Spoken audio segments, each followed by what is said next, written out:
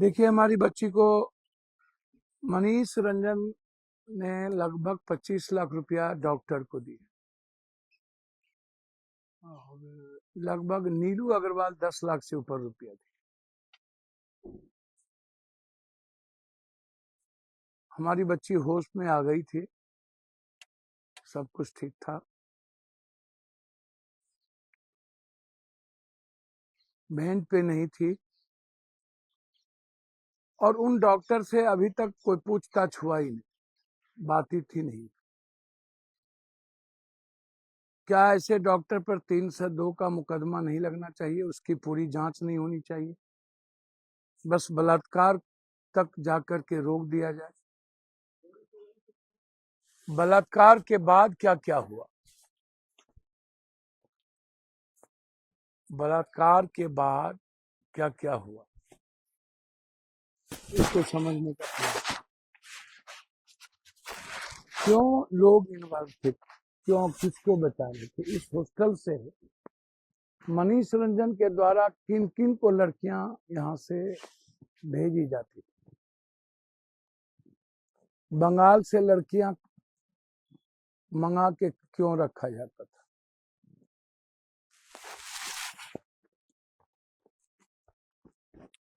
और अभी तक सतीश डॉक्टर के पीछे कौन है? जब पुलिस ने खुद ही कहा कि सतीश को मैसेज आ रहा था बार बार अभिषेक डॉक्टर के द्वारा या किसी और लोगों के द्वारा कि इसको पुलिस को खबर नहीं करो, तो क्या ये गलत नहीं था? मैं मात्र 3-4 पॉइंट आपको बताना चाहूंगा। पहला, जब मनीष रंजन ने कहा था मैं देहरादून में था, मैं यहाँ नहीं था, तो आपको नहीं समझ लेना चाहिए कि यह केस कहां पर है और कौन बचा रहा है। दूसरा, मनीष रंजन को थाना से छोड़ दिया गया, नीलू अग्रवाल को, पहली बार सबूत मिटाने के लिए, कपड़े धोने के लिए। 5 वो लड़के कौन है, जिसमें 3 लड़के बलात्कार में बिल्कुल इन्वॉल्व हैं। 2 लड़के हैं या नहीं अभी मैं नहीं उस पर गया हूं, मैं आ जाऊंगा, लेकिन 3 लड़के ने तो बलात्कार किए ही किए। 2 लड़के और हैं, 5 हैं, जिसमें पांचों बलात्कार में है कि 2 लड़के सिर्फ मारने में या वहां थे। तो थाना से किसने छोड़ा? ये इंस्पेक्टर की इतनी हिम्मत तो हो नहीं सकती, इतनी बड़ी घटना के बाद पीआर पर छोड़ दे। तो इसमें कौन है? ऊपर का फोन आया तो आपने इंस्पेक्टर का फोन चेक नहीं किया। अभिनव जी एएसपी साहब यदि छुड़वाए तो किनके कहने पर छुड़वाए? क्या अभिनव जी और इंस्पेक्टर साहब पैसे लिए, या पहले से मनीष रंजन का रिश्ता अभिनव से था, या पहले से मनीष रंजन कई पदाधिकारी, कई पुलिस प्रशासन और बड़े महकमे में लोग मनीष रंजन लड़की पहुंचाती थी? और मनीष रंजन किन किन एमएलए एमपी का पैसा रखे हुआ है? बिजनेस करने के लिए कौन कौन मंत्री मनीष को पैसा दिया है? बुद्धा डेंटल कॉलेज में किस किस नेता का पैसा है? आज एक बात आप समझ लीजिए, सभी लोग कान खोल के, पुलिस, नेता, पैसे वाले, डॉक्टर, पैसे वाले में हॉस्टल भी है, होटल भी है, डॉक्टर, और ये माफिया, ये इतना बड़ा नेक्सस है कि किसी की बच्ची, किसी की बेटी बहन और किसी की जमीन, किसी की सुकून बच ही नहीं सकता। 1 तारीख को लगभग हॉस्टल में 10% भी बच्चियां नहीं थी, 20%, और होटल लगभग फुल था। कोई होटल आप उठा के देख लीजिए 1 तारीख को खाली नहीं था। कौन लोग थे होटल में? आप 1 तारीख 31 के रात से 1 तारीख का निकालिए लिस्ट, होटल में कौन लोग ठहरे थे उसका लिस्ट निकालिए, आपको पता चल जाएगा। तो ये कौन छोड़ाया और सारे कपड़े धोने के किसने दिए, किसने साफ किए? 5 आदमी कौन है? और सब कुछ के जानने के बावजूद सारी चीज, जितनी चीज जानी गई, सब कुछ के जानने के बावजूद केस को डाइवर्ट करना, केस को जहानाबाद ले जाना। कल भी एक लोग कह रहे थे कि जहानाबाद में केस है, अरबल मोड़ पर ऐसा हुआ। मैं कुछ भी समझने और मानने को तैयार नहीं। पहले भी आपने कहा है कि लड़की 1-1 घंटा बात करती थी, तो हम पुलिस को चैलेंज करते हैं, 1-1 घंटा बात करती होगी, लड़की खराब होगी तो लड़की 10 लोगों से बात करती होगी, 1 लोगों से तो बात करती नहीं होगी। यदि लड़की का कोई एक दोस्त होगा तो कोई भी अपने दोस्त से आधा घंटा 1 घंटा बात कभी कभी कर सकती है। क्या लड़की डेली 1 घंटा बात करती थी? तो पूरा प्रयास किया गया केस को खत्म करने। और फिर मैं बार बार एक ही बात कहता हूं कि सतीश डॉक्टर किसके संरक्षण में चल रहा है? और सतीश डॉक्टर और हार्ट हॉस्पिटल, प्रभात नर्सिंग होम में इस लड़की को मारा गया है। मैं हाथ जोड़ के प्रे करता हूं, प्रभात हॉस्पिटल कोई मत जाओ। वो नरभक्षियों का अड्डा है, वो नरसंहारियों का अड्डा है। उसने मेरी बेटी का कत्ल किया है और वो कातिल है, वो कातिल है, उसने मारा है। मेरी बच्ची को मारने में इन मनचले नरभक्षी लड़के की हाथ है, लेकिन उसको कत्ल करने में उस हॉस्पिटल का हाथ है।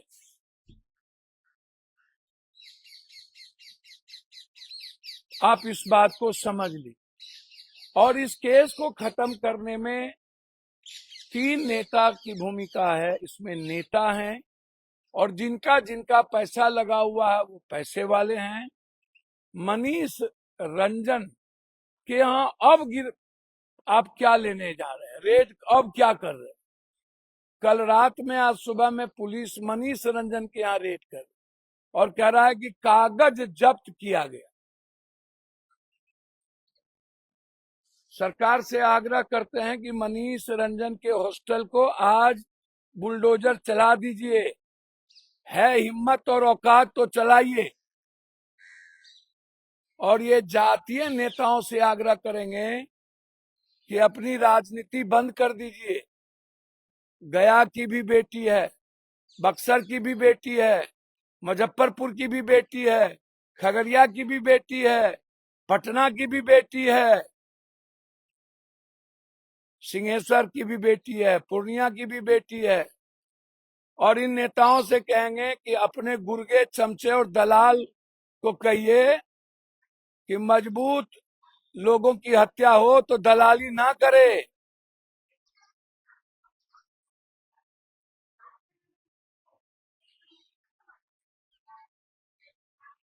इसीलिए आग्रह है मेरा, मेरी मेरी विनती, मेरी मेरी विनती है आपसे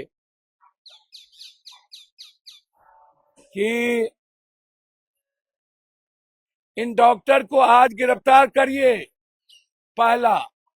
दूसरी विनती है, 5 में 3 लड़के बिल्कुल क्लियर हैं। पहला मनीष रंजन का बेटा बलात्कार में है, और दूसरा नीलू अग्रवाल का बेटा, दोनों। और तीसरा जो डेली बुलेट से आता था, वह लड़का जिनका नाम मैं नहीं जान रहा हूं, जो मनीष या नीलू अग्रवाल के बेटा शक का, वो मैं दावे के साथ आपको कह सकता हूं, दावे दावे मतलब दावे, हर कीमत पर, कि नीलू अग्रवाल का बेटा बलात्कार किया है, मनीष रंजन का बेटा बलात्कार किया है। और सीसीटीवी फुटेज में डेली जो बुलेट से आ रहा है वो बलात्कार में है। अब वो दो लड़के कौन है, वो है या नहीं, अभी मैं नहीं बता सकता, मैं झूठ नहीं कहता। 3 है, और ये तीनों की गिरफ्तारी क्यों नहीं? 1-2 दिन पहले आपने मनीष रंजन के बेटे का लिया और 1 दिन बाद आपने जबरदस्ती नीलू अग्रवाल का लिया।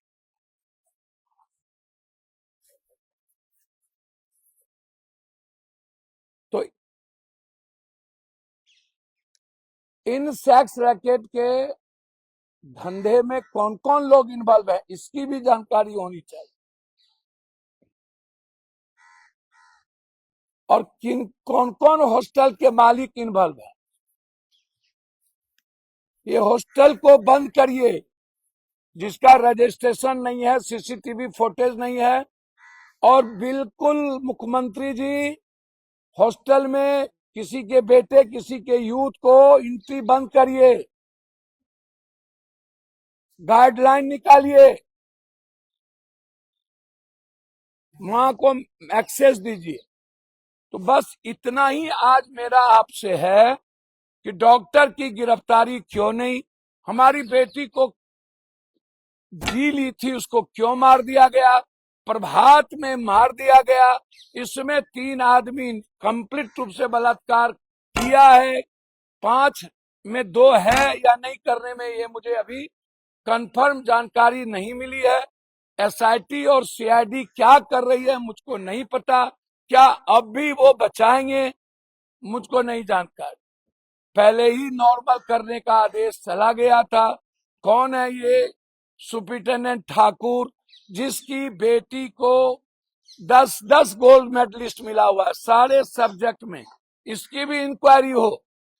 ठाकुर की बेटी को सारे सब्जेक्ट में गोल्ड मेडल किसने दिया, नहीं तो मैं कोर्ट जाऊंगा या सदन में उठाऊंगा।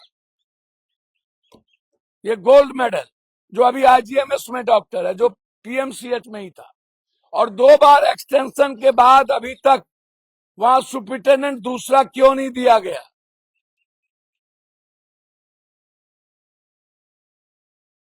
कितने पैसे कमाए गए 5,000 करोड़ के उस पीएमसीएच से? तो सीधा साधा सवाल था। आज मुझे बहुत कुछ नहीं कहना, मैं बहुत क्लियर हूं, जिसको चैलेंज करना हो कर लीजिए। एज ए बिहार के होने के नाते बिहार का बेटा हूं, हर बच्ची की रक्षा मैं मर के करूंगा। मुझे राजनीति नहीं करनी है, भाड़ में जाए, कोई नेता को पसंद हो या ना हो। फिर मैं कह रहा हूं 2-3% नेता मात्र बचे हैं जो राजनीति के लायक हैं। लगभग नेता का सेक्स रैकेट उजागर है, लगभग नेताओं का पैसे की लूट उजागर है, और नफरत करने की राजनीति उजागर, और सारे पाप में नेता इन्वॉल्व हैं। नेता से बड़ा कुकर्मी, खाकी और खादी से बड़ा कुकर्मी कोई नहीं। मैं बिल्कुल क्लियर, बिल्कुल उसमें कोई बहस नहीं है। ये लोग समाज को लूटते हैं, लड़ाई टफ है। मैं जानता हूं समाज मुझे सपोर्ट नहीं करता है, मैं जात नहीं हूं, मुझको जाति का पता नहीं। इसीलिए आप आज ही नीलू अग्रवाल के बेटे और मनीष रंजन के बेटे को गिरफ्तार करिए, इनके सेक्स रैकेट को उजागर करिए, इन्होंने कितने लोगों की जमीन को कब्जा किया उसको निकालिए, किस किस नेता और किस किस पदाधिकारी का पैसा लगा हुआ उसको निकालिए। अभिनव जी को किसका फोन आया, या अभिनव जी क्यों प्यार पर इन लोगों को थाने से छुड़वाए, इसकी भी आप जांच करिए, ये मेरा आग्रह। मैं दूसरी बात यूजीसी को लेके कहना चाहता हूं संक्षिप्त में। मैं कुछ बाबा का नाम आपको बताना चाहता हूं, ये आप इसको समझ लीजिए। वो ये मैं बार बार कहता हूं, मैं किसी बाबा को, देखिए मैं संत की इज्जत करता हूं, मैं आध्यात्मिक गुरु की इज्जत करता हूं। परमानंद जी हैं, महर्षि जी हैं, कबीर हैं, गुरु नानक है, रामकृष्ण परमहंस है, ओशो जी हैं, आचार्य राम मूर्ति जी थे, हरिद्वार वाले, इस तरह के बहुत सारे संत हैं जिसके चरण में मैं माथा लगा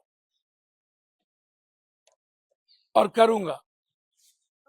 नहीं, उन्होंने जी दिया था। अब आप प्रमाण, जया किशोरी 3 करोड़, देवकी नंदन 10 करोड़, जग्गी वासुदेव 18 करोड़, अनुराधन 25 करोड़, सतपाल महाराज 75 करोड़, सरकारी विश्व गुरु 100 करोड़, प्रदीप मिश्रा 192 करोड़, राधा माँ 200 करोड़, रामपाल 300 करोड़, धीरेन्द्र इतने कम समय में जो आडंबर कर्मकांड, ये गरीब को पैर की धूली समझता है, 900 करोड़। अन्य संत लोग 2 हैं, 1400 करोड़। बाबा कौन है, राम रहीम 1600 करोड़, आसाराम 2300 करोड़।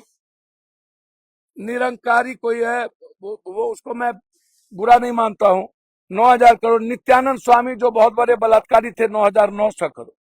मुरारी बापू को भी मैं बुरा नहीं मानता हूं, अच्छे साधक हैं, पैसा होना अलग बात है।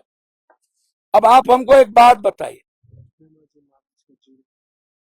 अब प्रेमानंद महाराज जी के पास 1 रुपया नहीं, जीरो जीरो जीरो। एक स्वामी निश्चलाचरण सरस्वती पुरी के शंकराचार्य,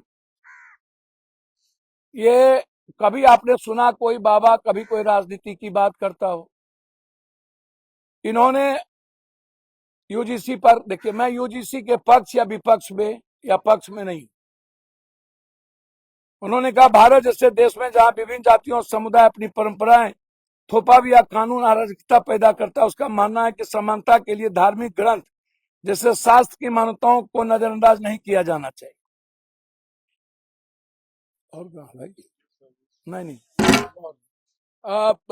दूसरा, एक बाबा ने कहा इच्छाधारी मौत हमको दे दो,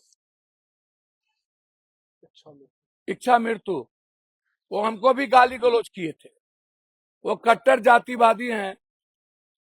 अब ये कह रहा है कि इच्छाधारी, एक कोई आईएएस ढोंगी नौकरी छोड़ दिया,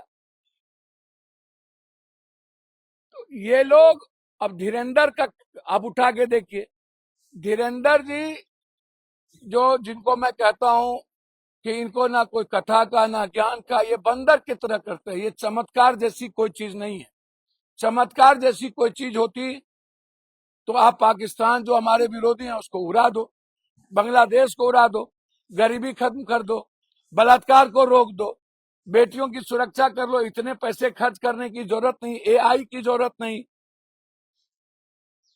ड्रोन की जरूरत नहीं, जब सब कुछ यही चमत्कार करके बाबा लोग कर सकते हैं। ये गरीब लोगों के कारण इनकी दुकान चलती है। मैं धीरेन्द्र से या अन्य जो लोग हैं, मैं कहता हूं जल्दी आप मर जाइए, एक बोझ खत्म होगा। आप अभी तक नरेंद्र मोदी को गरियाते नहीं थे, आज तेली का करके गरिया रहे सब लोग। देखिए गाली गलौज करना, मैं कई बार कहा हूं कि हमारे दोस्त, हमारे रिश्तेदार भी राजपूत हैं, भूमिहार हैं, ब्राह्मण हैं, कोयरी हैं, हम लोग इंटरकास्ट मैरिज को तवज्जो देते हैं, सम्मान करते हैं। हमारे घर में सभी जाति के परिवार के लोग, लेकिन इसको स्वीकार करना चाहिए कि सदियों से जो मनुस्मृति का मुद्दा है, जो किताब में लिखे हैं कि किनको क्या करने का अधिकार है, ये किसने दिया, कौन इसने किसने दिया? ये अधिकार नहीं दे सकता। घोड़ा पे नहीं चढ़ना, ये नहीं चढ़ना। और आज तक सावित्रीबाई फुले पर कितना जुर्म हुआ था जब बेटियों को एजुकेशन, वहां तो जाति नहीं थी, लेकिन बेटी को नहीं पढ़ना, याद करिए कितने बड़े जुल्म हुए थे। और आज तक वो जुल्म की प्रक्रिया जा देखिए। ये मैं नहीं कहता हूं कि ईबीसी पर ही, जहां जिसका कॉलेज है या जिस जाति धर्म के लोगों के इलाके में कॉलेज है, मोहल्ला है, या जिसकी जितनी जनसंख्या है, वहां पर शोषण होता है उस वर्ग, उस विचार, उस धर्म और जाति के द्वारा। इसको आप नहीं रोक सकते। मेरे मन में, मेरे परिवार के मन में भी मजदूर और गरीब को लेकर के गलत तरीके रहते हैं, सोचते हैं कि ये मजदूर है, ये दलित है, इसके साथ बैठ के नहीं खाना है। क्या आप खाएंगे? क्या उसकी थाली में खाएंगे? लेकिन स्कूल कॉलेजेस में कम होते हैं, मैं मानता हूं। अब थोड़ा ये बात सही है, 12-13 सालों से कुछ ऐसी चीजें बाबाओं के कारण, उन्माद के कारण, पहले बच्चों में क्रिकेट में देखिए सब एक ही साथ पानी पीते हैं, गेम में देखिए, पहलवान में देखिए। मैं मानता हूं कि शोषण है, मैं मानता हूं कि बच्चों के बीच से ज्यादा टीचर के बीच शोषण है। जातीय आधार पर कॉपी में नंबर देना, मार्किंग करना, जनरल कोटा का सीट खाली रह जाता है लेकिन बाद में आप नहीं बनते, इज्जत नहीं होती। वाइस चांसलर लगभग स्वर्ण समाज के लोग हैं, ईबीसी ओबीसी एसटी एससी नहीं के बराबर, नहीं के बराबर। फर्क है, रहता है, वो रहेगा, वो धीरे धीरे खत्म होगा। यूजीसी मैं बार बार कहता हूं कि इसको स्वर्ण समाज के बच्चे जितना नहीं मन में लाए, क्योंकि इसमें यादव, कुशवाहा, कुर्मी सभी बच्चे इस यूजीसी बिल का विरोध कर रहे हैं। मैं देख रहा हूं कि ये सब चीजें कॉलेजेस में, लॉ कॉलेज में, लॉ फैकल्टी में, अन्य जगहों पर मैं देख रहा हूं। बस कुछ लोग की दुकान बंद हो गई थी, दुकान नहीं चल रहा था, वो लोग गलत तरीके से ईबीसी ओबीसी का जो लड़का है या जो जातिवादी पार्टी है, जातिवादी, फिर मैं कह रहा हूं, वो बिल से निकल करके स्वर्ण जाति के लड़कों या उसको गाली गलौज करने की प्रवृत्ति, और जो नेता पढ़ते नहीं है वो बिहार बंद और भारत बंद की बात कर रहे हैं। काय आप क्या होते हैं भाई? आपकी दुकान क्यों चल रही? सुप्रीम कोर्ट के आदेश पर ये गाइडलाइन आया, सुप्रीम कोर्ट के आदेश पर यूजीसी ने ला। अब आप सुप्रीम कोर्ट भी चले गए, कल हो सकता है कल सुप्रीम कोर्ट इसको रिव्यू कर दे या तत्काल रोक दे। ऐसी चीजों को रोकने में तुरंत चीजें होती हैं। कल के दिन फिर ईबीसी एसटी एससी के बच्चे रोड पर रहेंगे, ये लड़ेंगे, तो बाइफर्केशन तो हो गया, आपने तो कर लिया। और मैं वरिष्ठ पत्रकारों से कहना चाहूंगा, जो लोग जाति की बात कर रहे हैं, ऊंची जाति को लेकर के, ये गलत है। और इन बंदर बाबाओं से कह रहे हैं कि आप क्या सहनी, निषाद, मलाह, केवट, कोरी, शाह, जायसवाल, तेली, कुम्हार, नुमार, राम, पासवान, ऋषिदेव, पासी, ये लोग हिंदू नहीं है, ये लोग सनातन नहीं है। आज आप इनको गाली क्यों दे? तब आप कहते हैं हिंदू राष्ट्र बनाना, सनातन की बात करते हैं। जब हमारे ही परिवार में किसी की रक्षा और किसी के सम्मान के लिए कोई कानून आता है तो आप, और एक तो कभी ने ऐसा नहीं किया, कुमार विश्वास जैसा जो पैसा लेके टपोरी है, वो 2 लाइन पढ़ना बोलना नहीं जान लिया कि अपने को तोपखान समझता है। इस टपोरी का इलाज कीजिए। ये नफरत पैदा कर रहे हैं, लिख रहे हैं, पैसा लेके जाता है कभी पढ़ने के लिए, घटिया आदमी। और ये धीरंधर टाइप के बाबा का इलाज करिए। अच्छा मृत्यु तो मर जाए तो ज्यादा अच्छा भारत के लिए। और ये 4,000-2,000 करोड़ के बाबा सब, ये लोग बैठ के राजनीति करने लगे। इन लोगों का अध्यात्म का काम खत्म हो गया। ये लोग व्यापारी हैं, ये लोग बलात्कारी हैं, व्यापारी भी हैं, बलात्कारी भी हैं। इन बाबाओं से बचिए, ये समाज में नफरत पैदा करते हैं। और जो लोग सोशल मीडिया या बड़े लोग, भैया आपकी यूट्यूबर और चैनल तो चल ही रहा है, आप अपना मंतव्य ऊंची जात होने के कारण क्यों दे रहे? जब मैं बार बार कहता हूं कि जो भी ईबीसी एसटी एससी के यूट्यूबर है, चला रहे हैं, गलत करते हैं, आप नफरत पैदा मत करिए। जब कानून ने हमें सम्मान दिया है और हम अपनी बात रख सकते हैं। बार बार मैं कहता हूं कि कोई भी किसी की परिवार किसी लड़की को प्रपोज नहीं कर सकता। मैं जानता हूं ये बेफालतू बातें, बिल्कुल नहीं कर सकता। तो फिर आप जो ईबीसी ओबीसी के लड़के हैं, क्यों आप इस तरह की बदमाशी कर रहे हैं? आप क्यों सड़क पर इनका प्रतिकार कर रहे हैं? इनको अभी तक सरकार ने नहीं समझा पाया। ये प्रतिकार हमारे बच्चे नहीं कर रहे हैं, हमारे बच्चे कॉलेज में कर रहे हैं। ये जिनकी जिनकी दुकान बंद हो गई, जो स्वर्ण, जो किसी भी जात का नेता बनना चाहता है, वो रोड पर आके हुड़दंगी कर रहे हैं। उनसे मत लड़िए, वो नासमझ है, वो जाहिल लोग हैं। उन पर प्रतिक्रिया मत दीजिए। नासमझ और जाहिल पर आप प्रतिक्रिया दीजिएगा। सुग्गर के गू हैं ये लोग। ये नेता तो सुग्गर के गू होते ही हैं।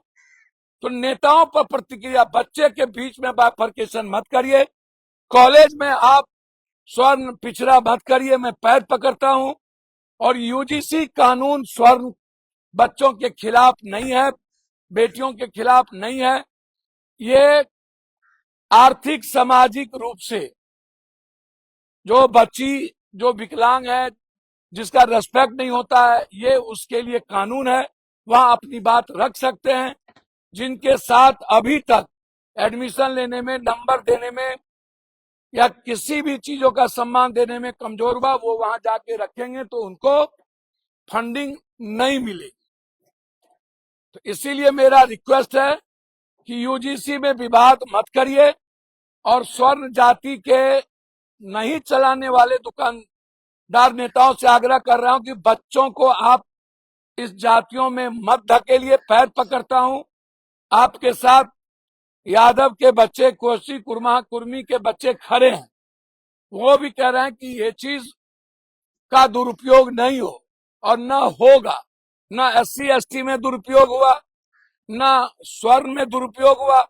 आपको 10% आरक्षण दिया है, 10% आरक्षण दिया है, तो आपका सब सम्मान किया कि नहीं किया?